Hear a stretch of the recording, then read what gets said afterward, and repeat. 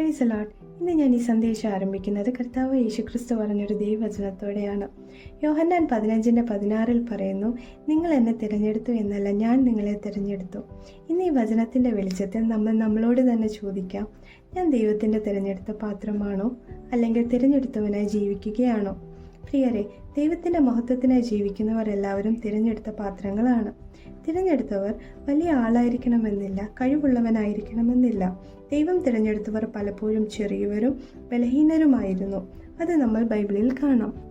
പ്രിയരെ, നാം മോശയെ നോക്കിയാൽ, മോശ ദൈവത്തോട് ഫറവോൻ്റെ അടുക്കൽ പോകുവാനും ഇസ്രായേൽ മക്കളെ മിസ്രൈമിൽ നിന്ന് പുറപ്പെടുവിപ്പാനും ഞാൻ എന്തുമാത്രമുള്ളൂ എന്ന് പറഞ്ഞു. എന്നാൽ ദൈവം പറഞ്ഞത്, ഞാൻ നിന്നോട് കൂടി ഇരിക്കുമെന്നതാണ്. പ്രിയരെ, ദൈവം ബലഹീനരെ തിരഞ്ഞെടുത്തു ശക്തന്മാരാക്കുന്നു. ഇപ്പോൾ നമുക്ക് ദാവീദിനെ കുറിച്ച് ചിന്തിക്കാം.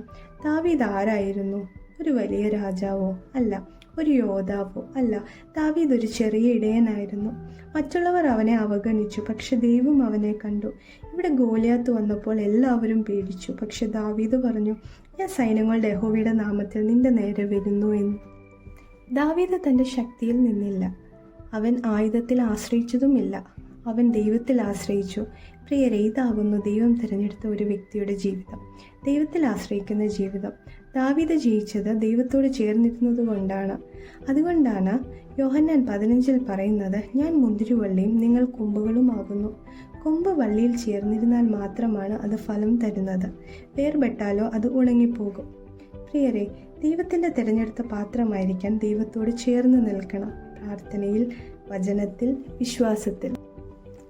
ഇന്ന് നിന്റെ ഹൃദയത്തിൽ പറയൂ, കർത്താവെ, ഞാൻ തയ്യാറാണ്, എന്നെ ഉപയോഗിക്കണമേ.